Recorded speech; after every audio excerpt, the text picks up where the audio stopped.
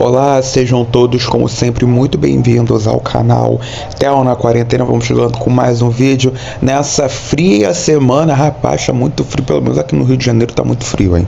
Não sei como tá nas outras regiões, eu sei que São Paulo, Curitiba também tá um frio de lascar. Mas, bom que você acompanha aí mais meus vídeos aqui no canal.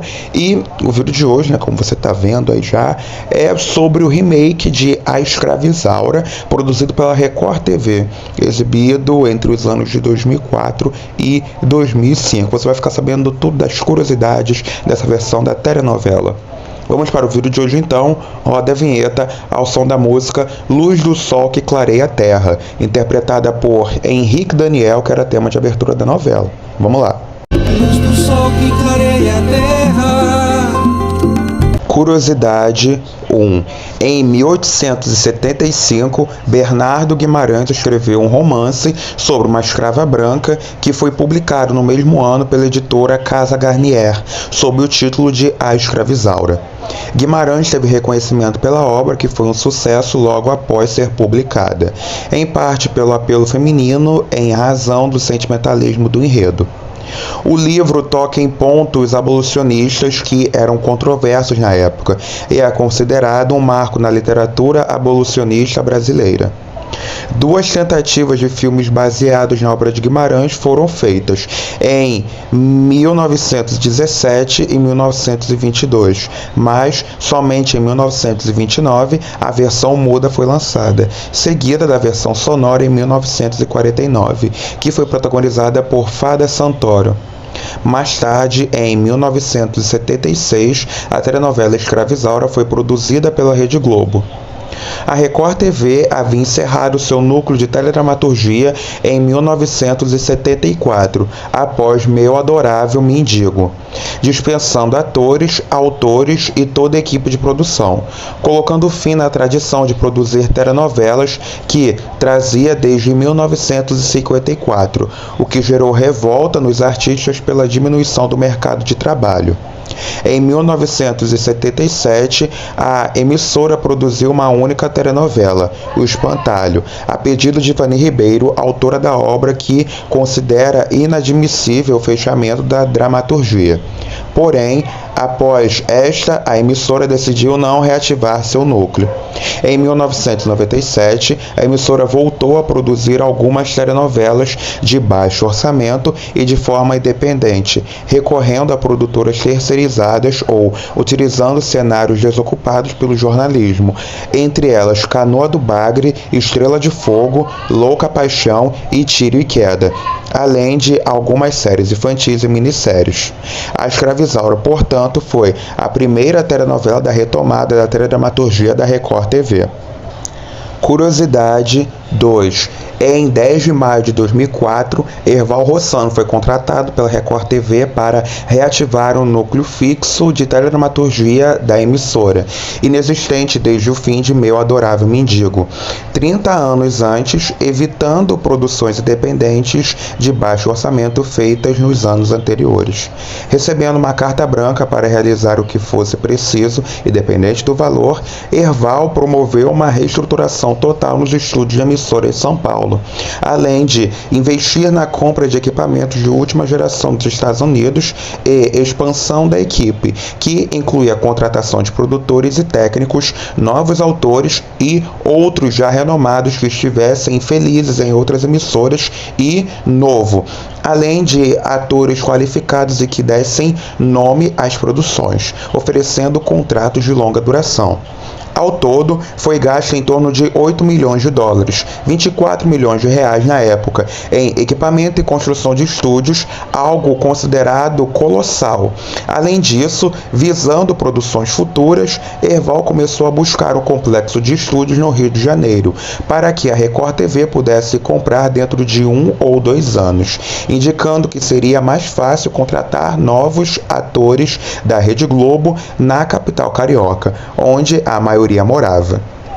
O diretor apresentou 7 sinopses para a direção da emissora, trazidas de autores independentes, colaboradores da Rede Globo, que queriam alçar as carreiras como titulares e livros de impacto cultural que poderiam ser adaptados, decidindo então produzir uma nova versão do romance literário de Bernardo Guimarães, após 8 dias de reunião, o qual foi escolhido tanto pela história tida como bem amarrada, quanto por confiar que atrairia ao público pela memória afetiva da primeira versão televisiva.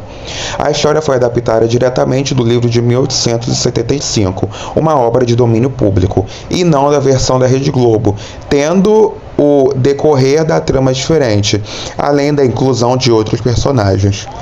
Tiago Santiago foi o autor contratado pela emissora, sendo anunciado como autor da adaptação ainda em maio de 2004.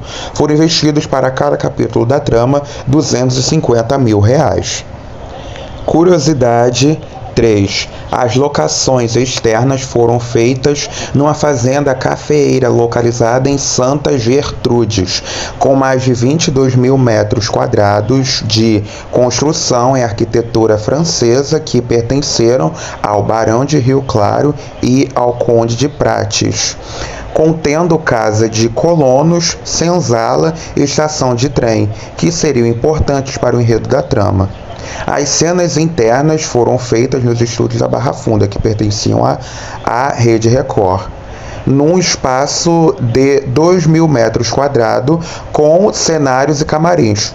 Os figurinos de época foram feitos sob encomenda, contendo cerca de 2 mil peças.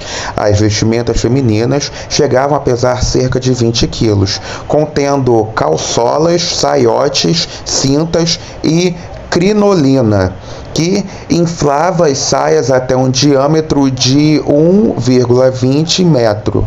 As gravações começaram no dia 27 de julho de 2004.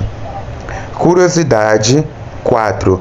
Inicialmente, a Escravizauro estava prevista para estrear em 27 de setembro de 2004, às 6h30, mas foi adiada para outubro por causa das eleições municipais.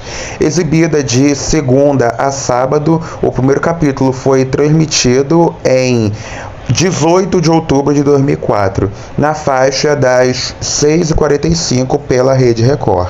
Eu falo Rede Record porque era o nome da emissora na época, hoje em dia é Record TV, só para vocês ficarem cientes. Inicialmente recebendo a classificação indicativa de não recomendada para menores de 12 anos, o que tornaria inadequada para exibição antes das 8 horas da noite na época. Entretanto, antes da estreia, acabou sendo reclassificada como livre para todos os públicos. O desfecho foi mostrado no dia 29 de abril de 2005, totalizando 167 capítulos. A abertura era transmitida ao som de Luz do Sol que Clareia a Terra, de Henrique Daniel, com quadros de desenhos de escravos feitos por Debré. A música Retirantes, de Rogério Machado, encerrava os capítulos da trama. Curiosidade 5 e a última. A Escravizaura recebeu críticas positivas de jornalistas especializados. Joxan, da revista Recreio, foi enfático ao dizer que a novela é um exemplo de como fazer uma novela de qualidade, declarando que ela tinha bons cenários internos e externos, ótimos atores e um ótimo figurino. Joxan também elogiou o texto, dizendo que parecia poesia e uma aula de história, além de disseminar a cultura africana.